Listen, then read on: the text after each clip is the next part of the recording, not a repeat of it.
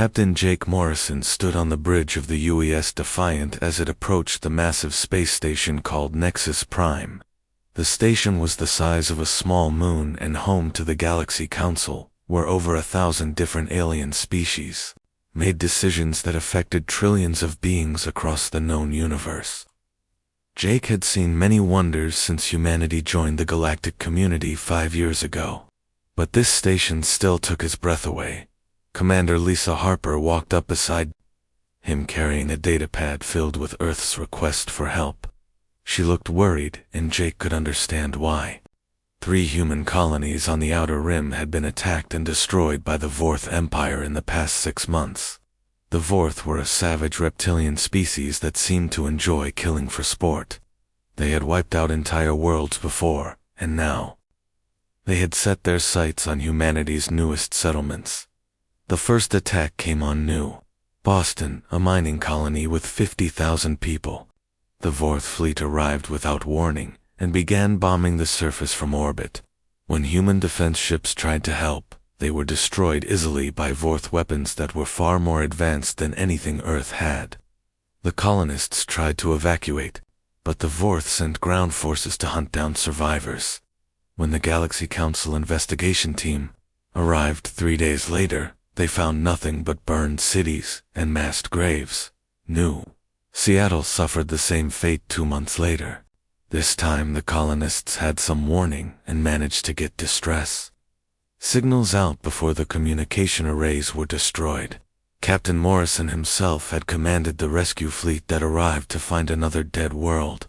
The Vorth had taken their time with New Seattle, torturing prisoners and conducting what their reports called biological experiments on human captives. The third attack on New Chicago was the worst yet. The Vorth didn't just kill the colonists. They broadcast the entire massacre across subspace frequencies, so other species could watch. Jake still had nightmares about the footage, showing Vorth soldiers dragging human children from hiding places while their parents screamed. The broadcast lasted for 18 hours and ended with the Vorth commander holding up a human skull as a trophy. Now Earth was asking the Galaxy Council for military protection. It seemed like a reasonable request, since humans had followed all the proper procedures to join the galactic community and had paid their membership fees on time. They had shared their technology and culture with other species and had tried to be good neighbors. Surely the Council would help them against these monsters. The Defiant docked at one of Nexus Prime's many bays, and Jake accompanied Ambassador Harper to the Council chambers. The room was enormous, with seats arranged in concentric circles that rose up like an amphitheater. Each species had their own section designed for their specific biology. The Aquatic Collective had water-filled tanks, while the energy beings of the void walkers existed in special containment fields. Elder Zethkar of the ancient Altarian collective called the Session to order. His crystalline form was over 3 meters tall and glowed with an inner light that changed colors based on his emotions. Right now the light was a cold blue, which Jake had learned meant the Altarian was feeling superior and dismissive. Not a good sign for humanity's petition. Ambassador Harper stepped forward to address the Council. She had been Earth's representative for 3 years and had learned to speak the formal language that these ancient species preferred. She began by thanking the Council for allowing humanity to join their community and listing all the ways Earth had tried to contribute to galactic civilization. Then she got to the real reason they were here. Harper displayed holographic images of the destroyed colonies, showing the burned cities and the mass graves where thousands of humans had been buried. She played audio recordings of the final transmissions from New Boston, where colonists begged for help that never came. The most damaging evidence was the Vorth broadcast from New Chicago, showing their soldiers laughing as they murdered human families. When Harper finished her presentation, the council chamber fell silent. Jake could see representatives of dozens of species whispering among themselves, but none seemed eager to speak first. Finally, Elder Zethkar's crystalline form shifted to a harsh red color, and he began to address the chamber. He spoke about how humanity was the youngest species in the council, having joined only 5 years ago. He reminded everyone that humans had a reputation for being violent and aggressive compared to other galactic civilizations. Perhaps this attack by the Vorth was nature's way of teaching humanity some humility and restraint. The next speaker was Queen Veshta, of the Hive Consciousness, a species of insect-like beings that shared a collective mind. She buzzed and clicked in her own language, while translation devices converted her words for the other species. The Hive declared that humanity was a statistical anomaly that would self-correct over time. The loss of a few colonies was simply part of the natural order, and the Council should not interfere with evolutionary processes. One by one, the great civilizations of the galaxy stood up to explain why they would not help Earth. The ethereal minds claimed humans were evolutionarily inferior and not worth saving. The Plasma Lords said humanity's technology was too primitive to matter in galactic affairs. The Ancient Ones stated that any species that couldn't defend itself didn't deserve to survive. Even Earth's supposed allies abandoned them when the votes were counted. The Centaurian Federation, which had helped humanity join the Council, chose to abstain from the vote rather than risk offending the more powerful species. The Democratic Alliance of Outer Worlds also refused to take a side, claiming they needed more time to study the situation. Back on Earth, Admiral Ben Carter watched the proceedings through quantum communication from Earth Command Headquarters. He had fought in 3 wars during his military career and had seen politicians make difficult decisions before, but this felt different. This wasn't about politics or resources or territory. This was about basic survival, and the most advanced civilizations in the galaxy were going to sit back and watch humanity be exterminated. The final vote was announced by Elder Zethkar, with obvious satisfaction in his glowing form. 847 species voted against providing military aid to Earth. 12 voted in favor, mostly smaller civilizations that had little military power of their own. 156 chose to abstain, including most of humanity's trading partners. Ambassador Harper's face went pale as the numbers were displayed on the main screen. Captain Morrison felt his hands clench into fists as he watched the representatives of 1,000 worlds condemn his species to death. The Galaxy Council had spoken, and their message was clear. Humanity was on its own. 3 days later, the invasion fleet arrived at Earth. Long-range sensors detected over 200 warships approaching from the outer system, moving at high speed toward humanity's home world. Admiral Carter ordered every available ship to intercept them, but Earth's entire space navy consisted of only 30 vessels, most of which were exploration ships hastily converted for combat. The battle was over in less than 6 hours. Human weapons couldn't penetrate Vorth shields, and their ships were torn apart by alien plasma cannons. Captain Morrison watched from the bridge of the Defiant as ship after ship was destroyed around him. The UES Courage exploded in a ball of fire, taking 300 crew members with her. The UES Determination lasted longer, but was eventually overwhelmed by 5 Vorth cruisers that surrounded her and fired until nothing remained but debris. As Vorth dropships began raining down on Earth's major cities, something unexpected happened. Instead of surrendering or fleeing in panic, the humans began to fight back with a fury that surprised even their enemies. Every city became a battlefield as civilians grabbed weapons and joined the military in defending their homes. The Vorth had expected easy conquest, but instead found themselves facing an entire species that refused to give up. The Galaxy Council had betrayed humanity and left them to die, but Earth's children were not going quietly into the dark. They would fight, and they would remember who had abandoned them in their darkest hour. The galaxy had made a terrible mistake, and someday they would learn the cost of underestimating human determination. 20 years had passed since the Galaxy Council abandoned Earth to the Vorth invasion, and the planet bore scars that would never fully heal. Where New York once stood, there was now a sheet of glass that stretched for hundreds of miles created when Vorth orbital bombardment turned sand and concrete into a crystalline wasteland. The Pacific Ocean glowed with a sickly green light from radioactive waste the aliens had dumped there. An entire mountain ranges had been reshaped by weapons that could crack continents, yet humanity endured, and in ways that surprised even themselves. They had grown stronger. Dr. Amy Rodriguez walked through the underground city of New Denver, built 300 feet beneath the Colorado mountains, where 2 million people now lived and worked. The tunnels stretched for miles in every direction, connecting factories and farms and schools that had been carved out of solid rock during the early years of the occupation. Amy had been a graduate student in physics when the Vorth arrived, but 20 years of desperate survival had turned her into one of Earth's leading experts on alien technology.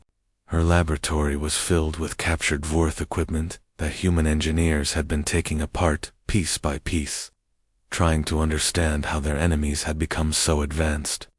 The breakthrough that changed everything came not from copying alien designs but from human creativity applied to problems that Vorth had never imagined. The key discovery happened when Amy's team realized that Vorth technology was built around exotic matter that could only be found in certain star systems. The aliens had to mine this rare substance from distant worlds and transport it across the galaxy, which limited how many ships they could build. Humans didn't have access to exotic matter, but they had something else that proved even more valuable. They had learned to think differently about the fundamental laws of physics. Colonel Ryan Blake commanded the Surface Defense Corps from a hidden base in what used to be the Rocky Mountains. His soldiers were the elite of the elite, chosen from millions of volunteers who had spent their entire adult lives fighting the Vorth occupation. They moved through the ruins of the old world, like ghosts, striking alien patrols and supply convoys, before disappearing back into the underground tunnels that honeycombed the planet. Ryan had lost his wife and children in the first week of the invasion, when Vorth bombers destroyed Denver. He was supposed to die with them, but had been away on military training when the attack came. For 20 years he had channeled his grief into making the aliens pay for every inch of ground they claimed. His forces had developed guerrilla tactics, so effective that the Vorth, despite all their technology, controlled less than 30% of Earth's surface. The turning point came when Dr. Rodriguez's team successfully created the first human-designed faster-than-light drive. Unlike the galactic standard, which required massive amounts of exotic matter, the human drive used quantum entanglement principles powered by controlled nuclear fusion. Every human ship could carry its own fuel, and the technology was simple enough that it could be built in underground factories using materials found on Earth. Captain Kate Sullivan oversaw Project Exodus from a secret facility built inside a hollowed-out asteroid in the belt beyond Mars. For 15 years, human miners and engineers had been working in absolute secrecy to construct a fleet of warships that would carry Earth's children back to the stars. The ships were built using salvaged Vorth hulls, but everything inside was purely human engineering, designed by people who had learned hard lessons about survival. The first ship was called the UES Vengeance, and it looked nothing like the exploration vessels humanity had built before the invasion. This was a weapon of war designed by veterans who understood that the galaxy was a dangerous place where only the strong survived. Its hull was covered in armor plates taken from destroyed Vorth cruisers, and its weapon systems were powered by fusion reactors that could be overloaded to create devastating explosions. Kate had been a cargo pilot before the war, flying supply runs between Earth and the outer colonies. She survived the invasion by crashing her ship on the dark side of the moon and walking for 3 days across the lunar surface to reach an emergency shelter. The experience taught her that human endurance was their greatest weapon against enemies who relied too heavily on technology. Her crews were trained to keep fighting, even when their ships were damaged beyond what alien engineers would consider operational. Admiral Ben Carter was now 70 years old, but still commanded Earth's military forces from the rebuilt Pentagon. Buried deep beneath the Virginia mountains, The young officer who had watched humanity's betrayal on the council floor had become a hard man shaped by 2 decades of total war. He had learned that mercy was a luxury Earth could not afford, and that enemies who showed no quarter deserved none in return.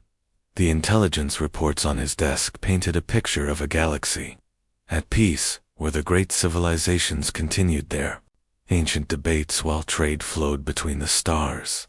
The Vorth Empire had claimed credit for humanity's extinction, and the Galaxy Council had officially removed Earth from their membership rolls.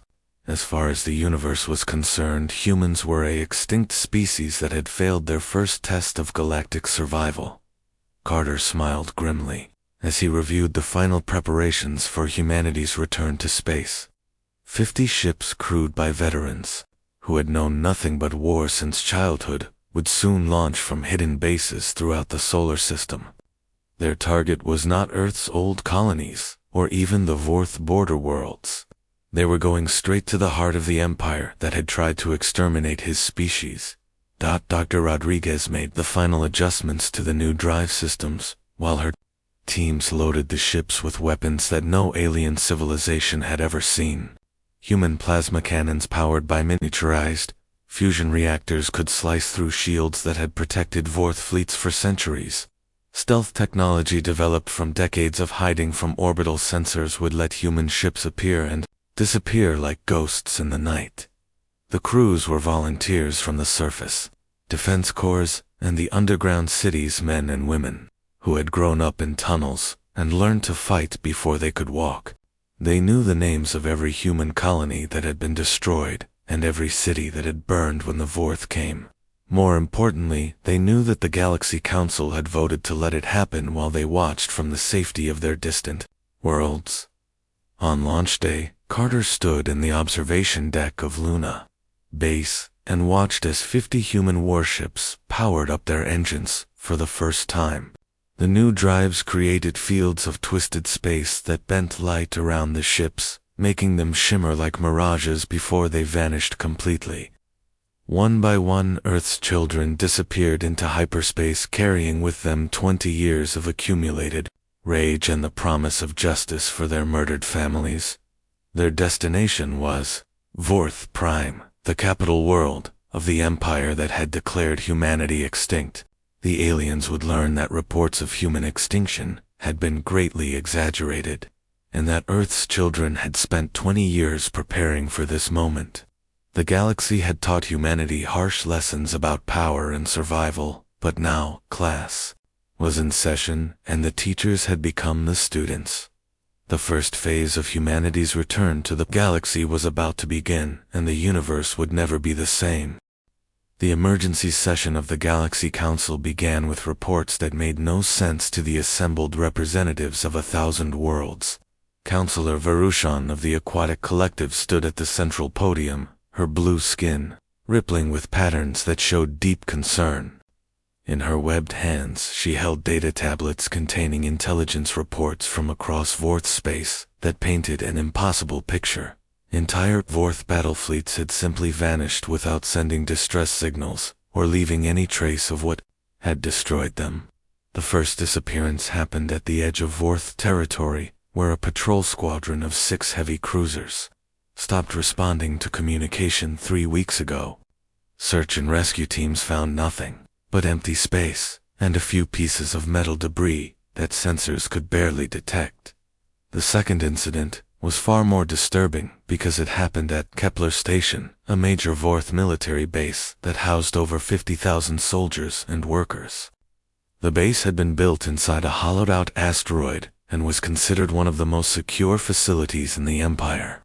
Long-range sensors showed the station was functioning normally one day and completely dark the next, with no signs of life or activity. When Vorth investigators finally reached the station, they found something that terrified their high command. The asteroid had been cracked open like an egg with surgical precision, and everything inside had been stripped away. Military equipment, weapon stockpiles, and personnel records had all been taken, but the most chilling discovery was what the attackers had left behind. Carved into the metal walls of the command center were symbols that translators identified as human writing, Ambassador Jethro, of the Silicon Brotherhood, analyzed the tactical data with the cold logic of his machine-like species. His metallic form clicked in whirred as he processed information at superhuman speed before addressing the council with conclusions that sent shockwaves through the chamber. The attack patterns showed unprecedented coordination between multiple strike forces and the use of technology that could bypass Vorth defensive systems entirely. Most concerning was the fact that whoever was responsible possessed detailed intelligence about Vorth military operations, including classified information about patrol routes, supply schedules, and base locations that should have been impossible for outsiders to obtain. The attackers struck with perfect timing, avoiding Vorth reinforcements and disappearing before any counterattack could be organized. Elder Zethkar, of the ancient Altarian collective, had ruled out every known hostile species in the galaxy. The Voidwalkers lacked physical forms needed for such operations. The swarm hosts preferred direct frontal assaults rather than stealth tactics. The rogue AI coalition had been dormant for centuries and showed no signs of new activity. That left only one possibility that none of them wanted to consider. On the bridge of the UES Vengeance, Admiral Tony Martinez reviewed the latest intelligence reports with satisfaction. His battle group had just finished destroying the Vorth forward operating base at Wolf 359 and were already moving toward their next target. The base had been home to 12,000 Vorth soldiers who thought themselves safe behind shields and armor that had protected their species for centuries. They were wrong, and now they were dead. Human plasma weapons had cut through their defenses. Like paper, and human soldiers had swept through the facility with ruthless efficiency. No prisoners were taken, and no distress signals were sent. The Vorth personnel files and tactical databases were downloaded before the entire base was reduced to its component atoms by controlled fusion explosions. Commander Kelly Brooks reported from her position at the tactical station that long-range sensors had detected a Galaxy Council investigation fleet approaching the border of former Vorth territory. 3 light cruisers and a science vessel were moving at standard diplomatic speed, which meant they expected to encounter friends rather than enemies. Martinez smiled coldly as he gave orders for his fleet to change course and intercept the Council ships. After 20 years of hiding in tunnels and fighting from the shadows, it would be satisfying to remind the galaxy what happened when they abandoned their allies. The human ships engaged their stealth systems and vanished from all sensors as they moved to surround their targets. The Council investigation fleet was commanded by Captain Zeftos, a proud member of the Altarian collective who had served in galactic security forces for over 2 centuries. His crystalline form glowed with confidence as his ships approached what intelligence reports suggested might be the site of recent Vorth military activity. The Altarians considered themselves the peacekeepers of the galaxy, and Zeftos expected full cooperation from whatever forces they encountered. The human fleet materialized around the Council ships like ghosts stepping out of the void. One moment the Altarian sensors showed empty space, and the next they were surrounded by 50 warships of unknown design bristling with weapon systems that made their targeting computers scream warnings. Captain Steve Morgan, of the UES Retribution, opened communication channels and broadcast a message that froze the blood of every Council crew member. "This is the United Earth Space Navy," he announced, in a voice cold as the space between stars. "You are trespassing in a human military operation zone. Withdraw immediately, or be destroyed." The words hit the Council fleet like a physical blow, because they represented something that should have been impossible. Humanity had been extinct for 20 years, and yet here were human voices speaking from human ships that outgunned anything in the Council fleet. Captain Zeftos responded with the arrogance that had defined his species for millennia.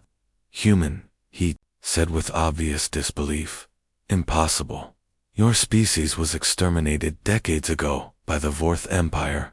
Identify yourselves properly, or face the consequences of impersonating a dead civilization. The Council maintains jurisdiction over this sector, and we demand immediate surrender. The human response came not in words, but in weapons fire that lit up the darkness of space. Plasma beams powered by fusion reactors sliced through Council shields that had been designed to stop conventional galactic weapons. The investigation fleet found themselves helpless against technology they had never seen before, deployed by enemies they thought were extinct. Within minutes, all 4 Council ships were disabled and drifting powerless in space. Their crews were transported to human vessels by matter transmission systems that worked on principles galactic science had never discovered. Captain Zeftos found himself standing in a human detention cell, facing Admiral Martinez, whose face showed 20 years of accumulated hatred for the Galaxy Council. "Welcome back to the land of the living," Martinez said as he studied the captured Altarian officer. "We have so much to discuss about your species' role in the genocide of my people. The galaxy thought humanity was dead, but reports of our extinction were greatly exaggerated. We spent 20 years learning hard lessons about survival, and now we are ready to share that knowledge with our former allies." The interrogation of the Council crew members revealed everything the humans needed to know about current galactic politics. The great civilizations had grown complacent in the decades since humanity's supposed extinction, trading wealth and technology, while assuming their ancient power would protect them forever. They had no idea that Earth's children had not only survived but evolved into something far more dangerous than their original enemies. News of the Council fleet's capture spread through galactic communication networks like wildfire. Species that had voted to abandon humanity 20 years ago now faced the reality that their victims had returned from the dead seeking justice. Panic spread through the great civilizations as they realized that the weakest member of their community had become its most dangerous predator. The humans had learned their lessons well, and now it was time for the galaxy to discover what happened when gods fell from their pedestals. The Galaxy Council chambers erupted into chaos as the emergency broadcast from the captured investigation fleet reached Nexus Prime. The holographic display showed Admiral Martinez standing on the bridge of a human warship that should not have existed, while Captain Zeftos knelt in chains beside him. The sight of a proud Altarian officer in human custody sent shockwaves through representatives who had never imagined their ancient authority could be challenged. Elder Zethkar's crystalline form flickered between colors as panic overwhelmed his usual composure. The mathematical projections had been perfect, he insisted to the assembled delegates. Every calculation showed a 99.7% probability of human extinction within 5 years of the Vorth invasion. The remaining 0.3% had been dismissed as statistical noise that would correct itself over time. The answer to their confusion came from an unexpected source in the Council archives. Dr. Melandra was a Centaurian xenobiologist who had studied human behavior before the Vorth invasion, and her research files contained warnings that the Council had chosen to ignore. She stood before the assembly now with grim satisfaction as she explained why their projections had been so catastrophically wrong. "You fundamentally misunderstood human nature," she told the gathered representatives whose species had dominated the galaxy for thousands of years. Where other civilizations specialize, humans adapt to any environment or challenge. Where most species seek harmony and avoid conflict, humans actually grow stronger through adversity and warfare.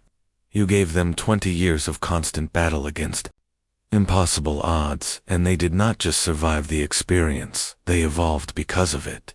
The reports flooding in from across the galaxy supported her analysis in the most terrifying way possible.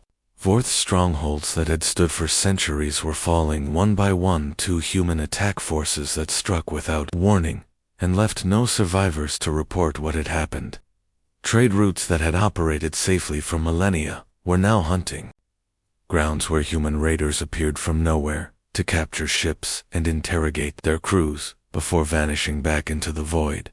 On Earth, now renamed Terra Prime, President Helen Davis reviewed the latest intelligence reports in the rebuilt White House that had been constructed 500 feet underground. Her cabinet consisted entirely of war veterans who had spent their adult lives fighting an enemy that possessed superior technology and numbers. Secretary of Defense Nick Patterson had lost his entire family in the first week of the Vorth bombardment, while Secretary of State Claire Martinez had learned alien psychology by interrogating captured Vorth officers in underground prison camps. The transformation of human society during the 20-year occupation had created a civilization unlike anything the galaxy had ever seen. Every citizen was a soldier trained from childhood to fight and survive in conditions that would break other species. Every factory was a weapons plant capable of producing military equipment, using resources scrounged from the ruins of the old world. Every school taught children how to build explosives and hack alien computer systems alongside traditional subjects, like mathematics and literature. Admiral Sam Johnson commanded the Terra Nova battle group from the bridge of a dreadnought, built around the skeleton of a captured Vorth planet killer. His ships had just finished pacifying the former Vorth industrial world of Zarian 7 in an operation that lasted less than 6 hours. The planetary defense grid that had protected the world for generations was overwhelmed by human weapons that struck faster than alien computers could track. The most important discovery came when Captain Brad Cooper led a stealth reconnaissance mission deep into Galaxy Council territory. His ship, the UES Ghost, was equipped with advanced cloaking technology that made it invisible to every sensor system the great civilizations had developed over thousands of years of technological advancement. Cooper and his crew spent 3 months infiltrating Council space and gathering intelligence that would change everything. The breakthrough happened when they penetrated the central databank on Nexus Prime itself, using human computer viruses that had been designed to exploit weaknesses in alien software architecture. What they found there was evidence of betrayal, so complete that it transformed human strategy from simple revenge against the Vorth to a demand for justice against the entire galactic order. The files revealed that the Galaxy Council had not simply abandoned humanity during the Vorth invasion.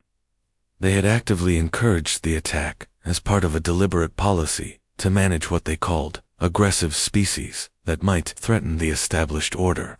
Internal communications showed council members discussing humanity as a test case for dealing with civilizations that showed too much independence or military potential.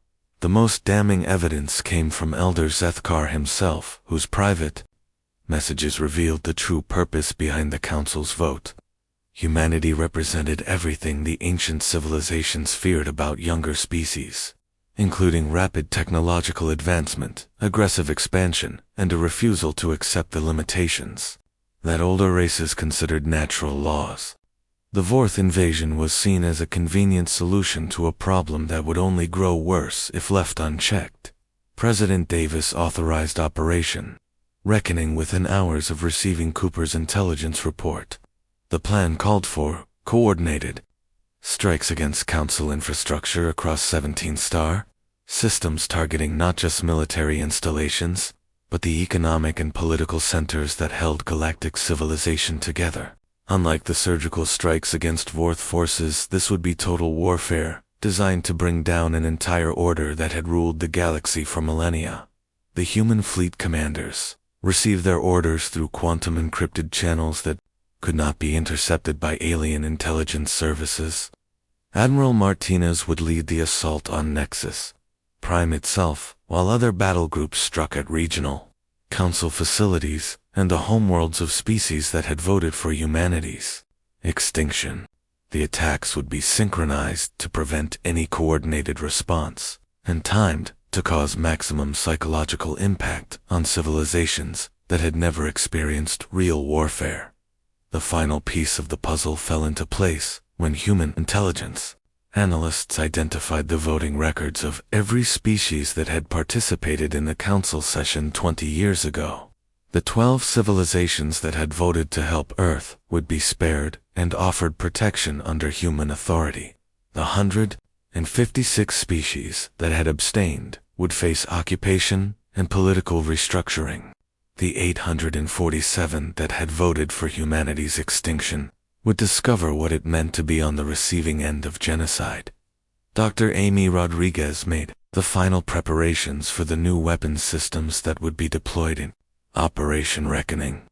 Human scientists had spent 2 decades developing technology specifically designed to counter the advantages that had made galactic civilizations dominant for so long. Quantum disruptors could collapse the exotic matter that powered alien ships, while neural scramblers could override the collective minds that species like the hive consciousness relied upon for coordination. The countdown to Operation Reckoning began as human fleets across the galaxy received their final targeting data and synchronized their chronometers. In 72 hours, the great civilizations that had condemned humanity to death would learn that their victims had not only survived, but grown strong enough to challenge the gods themselves. The galaxy had taught Earth's children harsh lessons about power and survival, and now it was time for the teachers to face their final examination. 20 years of preparation were about to culminate in a reckoning that would reshape the known universe and establish humanity as the dominant force among the stars. The final assault on Nexus Prime began at exactly 0300 hours Terran Standard Time, as human fleets across 17 star systems launched Operation Reckoning simultaneously. Admiral Martinez commanded the primary attack force from the bridge of the UES Retribution, a massive dreadnought that had been built around the remains of a fourth planet killer captured during the early stages of humanity's return to space.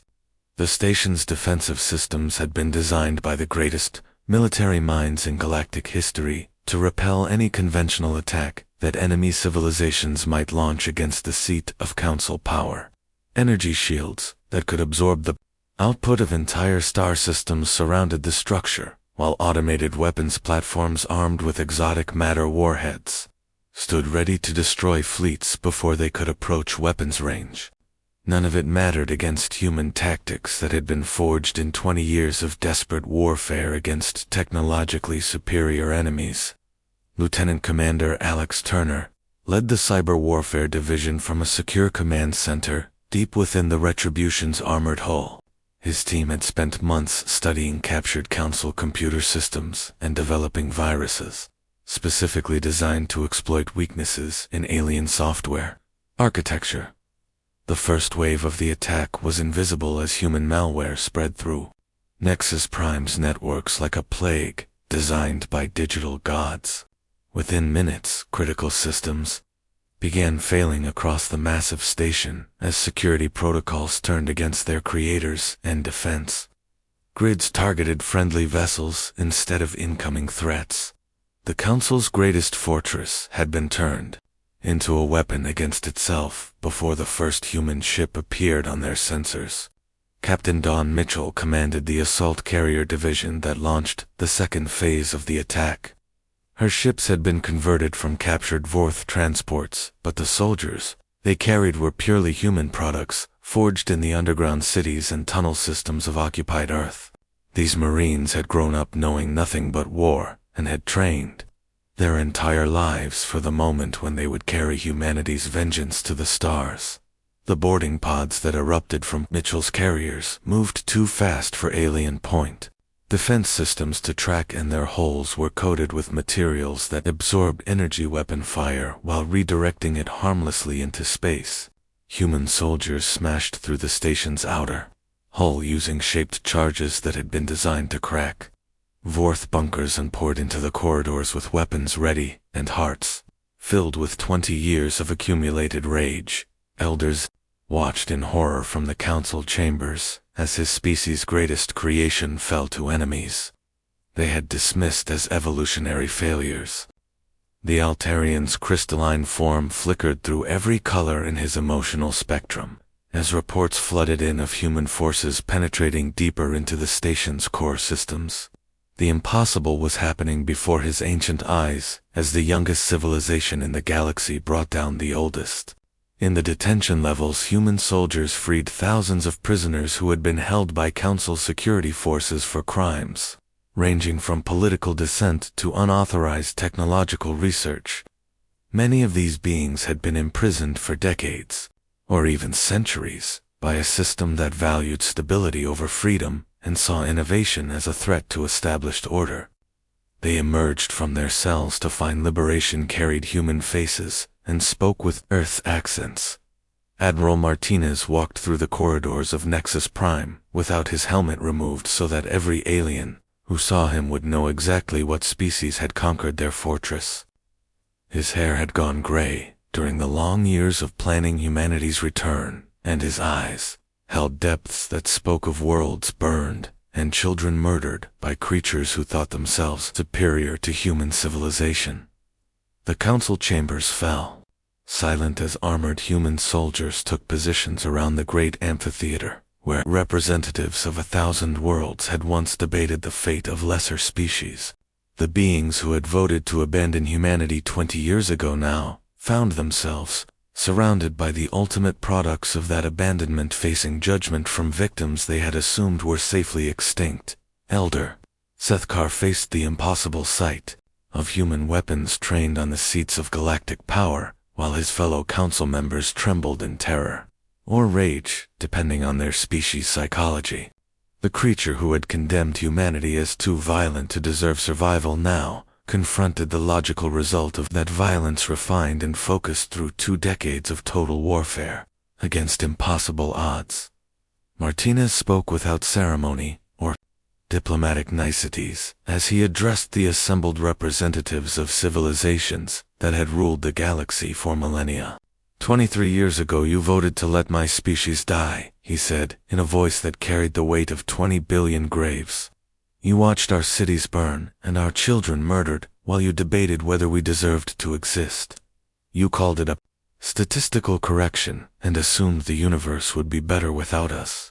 The trial that followed was broadcast across every communication network in known space, as humanity presented evidence of the Council's crimes to civilizations that had never questioned their leader's wisdom. Prosecutor Janet Adams had been a refugee child during the Vorth bombardment of Sydney and had spent her adult life documenting the atrocities committed against her species, while the galaxy's greatest powers watched and did nothing. Each council member's vote was read aloud in their own voice using recordings from the archives, while holographic displays showed the destruction of human colonies and the mass graves where millions had been buried. The evidence was overwhelming and undeniable, proving that the Galaxy Council had not simply failed to help Earth, but had actively conspired to eliminate humanity as a threat to their established order. The judgments surprised many species who expected human vengeance to take the form of mass executions or planetary bombardments. Instead, President Davis announced the dissolution of the Galaxy Council and the establishment of a new order based on merit rather than age, and actions rather than ancient privileges. The Terran hegemony would judge civilizations by their behavior during the crisis that had tested the moral foundations of galactic society. Species that had shown courage during humanity's darkest hours would find protection and partnership under the new regime. The 12 civilizations that had voted to help Earth, despite the political risks, would become humanity's closest allies and share in the benefits of human technology and military protection. Those who had remained neutral would face occupation and political restructuring, but would be allowed to earn their way back to independence through demonstrated loyalty. The 847 species that had voted for humanity's extinction faced a different fate entirely. Their governments would be disbanded and their territories placed under direct human administration, while their populations learned what it meant to live as second-class citizens in a universe ruled by their former victims. It was not the genocide they had inflicted on others, but it was justice of a kind that would reshape the galaxy for generations to come. Captain Morrison, now an elderly man, stood on the observation deck of humanity's new flagship Terra's Wrath, and watched as the last council transport departed Nexus Prime, carrying delegates back to worlds that would never again know the security of unquestioned power. Before him stretched a galaxy transformed where human children would grow up among stars their parents had conquered through sacrifice and determination. The universe had taught humanity harsh lessons about survival and the price of trusting others with their fate. Those lessons had been learned well and would never be forgotten, as Earth's children spread across the cosmos, carrying with them the memory of 20 billion dead and the promise that such betrayal would never happen again.